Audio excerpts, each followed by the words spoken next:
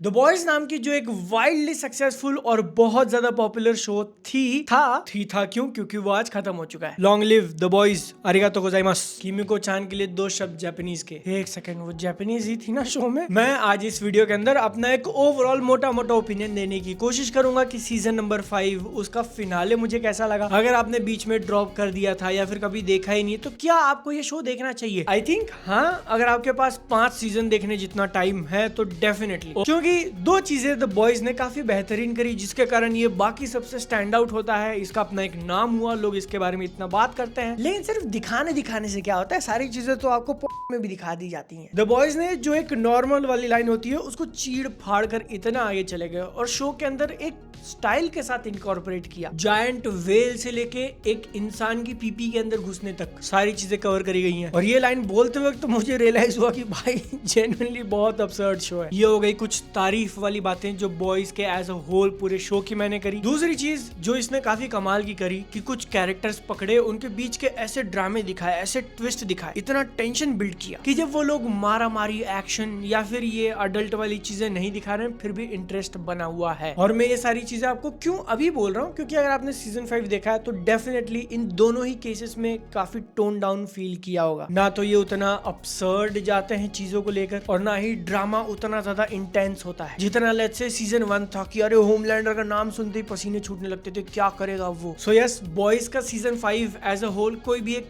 Masterpiece या master stroke नहीं है। सीजन नंबर 4 से डिक्लाइन दिखने लगा था। तीसरे नंबर वाला सीजन बहुत पीक गया था भाई, क्या एक्साइटमेंट थी उसके लिए, हर हफ्ते एपिसोड में क्या होगा। आई विश उन्होंने डिसीजन लिया होता कि हम लोग सीजन 4 में खत्म कर रहे हैं इसको तो एकदम पीक पे खत्म करते। इंस्टेड उनका ऐसा बन गया कि कुछ बड़ा होने वाला है, कुछ बड़ा करने वाले हैं, कुछ दुनिया खत्म, लेकिन हो नहीं रही है। ड्रामा वही का वही चल रहा है, चीजें वही की वही चल रही हैं। और इसीलिए थोड़ा बहुत सैड इसके एकदम फिनाले जो आज आया है उसको लेके हुआ, क्योंकि जो आइडियाज थे उनके वो एकदम सही जगह पर। होमलैंडर के साथ जो हुआ, बुचर के साथ जो हुआ, ह्यूई को ले लो, इवन किमिको का जो रोल था इसके फिनाले में वो भी एकदम जस्टिफाइड है। मेरे पिछले वाले स्टेटमेंट का एक्सप्लेनेशन में देना चाहता हूँ लेकिन स्पॉइलर हो जाएगा तो इसलिए अब उसको वहां रोकेंगे। बात यही है, कहानी का आइडिया सही जगह पे था, उसका एग्जीक्यूशन भी ओवरऑल मुझे सही लगा एंड ये फिनाले भी ओवरऑल सही है। बस साला ये लोग जो एंटीसिपेशन वाला गर्म करते रहते हैं ना धीरे धीरे। एकदम बेस्ट एग्जांपल देता हूँ, अभी ये फाइनल एपिसोड आने के पहले उन्होंने फाइनल पोस्टर निकाला था जिसमें तुम देखते हो कि नीचे अपना ओई बुचर अकेले चलते जा रहा है और होमलैंडर व्हाइट हाउस के ऊपर है, उसके पीछे काफी सारे सूप्स हवा में उड़ते हुए दिख रहे हैं। क्या इतना बड़ा वॉर होने वाला है? जैसा मैंने कहा कि कहानी वाइज वो लोग सही थे, लेकिन ये पोस्टर जो एक्सपेक्टेशन सेट करता है ना उस हिसाब से स्केल वो लोग लेके गए नहीं। यही सेम चीज सीजन नंबर 5 पूरे के अंदर देखने मिली कि हाँ उनका आइडिया सही था, लेकिन जितने बड़े बड़े इवेंट्स ये लोग कर जाते हैं उसके बाद के कॉन्सिक्वेंसेस नहीं देखने मिलते। चीजें जैसी पहले थी ऑलमोस्ट वैसी ही बाद में। स्पेशली होमलैंडर को लेके जो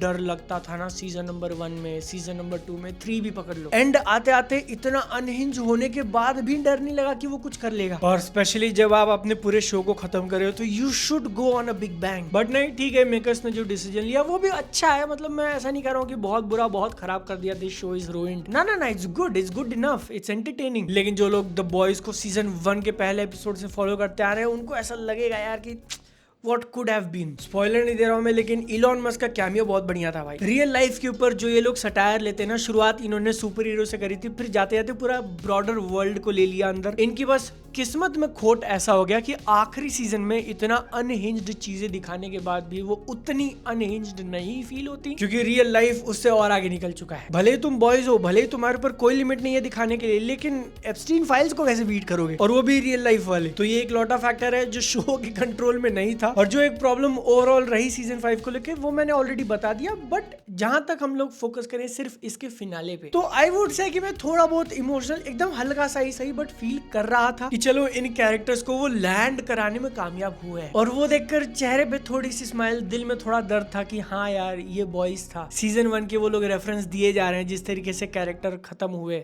मतलब मर गए ऐसा नहीं कह रहा हूं मैं, बट शो जिस पॉइंट पे उनको खत्म किया, एकदम direct call back to season 1 moments. और वो ऐसे नॉस्टैल्जिया ये ट्रिप दिला देता है कि चलो यार माना तुम्हारे अंदर कुछ कमियां थी, लेकिन तुम जैसे भी थे हमारे थे, तुम जैसे भी थे तुमने मजा दिलाया। और भले ही एंड में आते आते आपके अंदर से वो स्टीम, वो जज्बा, वो एकदम टॉप वाली फीलिंग निकल गई हो, बट फिर भी it was a good journey at the end. अब इससे पहले कि आप में से कुछ लोग कमेंट सेक्शन में पॉइंट करके आंसर देने की कोशिश करें, आई नो एक बहुत बड़ा स्पेकुलेशन इंटरनेट के ऊपर चल रहा है कि क्यों ये लोग उतना बिग बैंग नहीं जा पाए, क्योंकि शो का बजट उस हिसाब से बड़ा ही नहीं, इनके पास पैसे ही नहीं थे बड़े बड़े एक्शन सीक्वेंसेस पुल करने के लिए, इसलिए मोस्टली रूम के अंदर या सिर्फ कैरेक्टर के ऊपर फोकस करके पूरा सीजन निकाल दिया। फिनाले एपिसोड में जो भी तुम ग्रैंड वाला एक्शन देखते हो वो उसके लिए डिजाइन किया हो मे बी। एंड इंटरनेट के ऊपर जो नंबर्स हैं इट मेक्स सेंस। मैं अब तुम्हारे सामने एकदम ऑफिशियल नहीं है बट फिर भी इसके बजट वाले जो नंबर्स अपने पास अवेलेबल हैं वो बताता हूँ कि सीजन 1 में जो इसका पर एपिसोड बजट था वो था 11 मिलियन, सीजन 2 में भी उसी के आसपास 11 मिलियन, सीजन 3 में थोड़ा बढ़ते हम लोग 13.5 मिलियन, चौथा सीजन पीक कर जाता है 15 मिलियन टच किया हमने।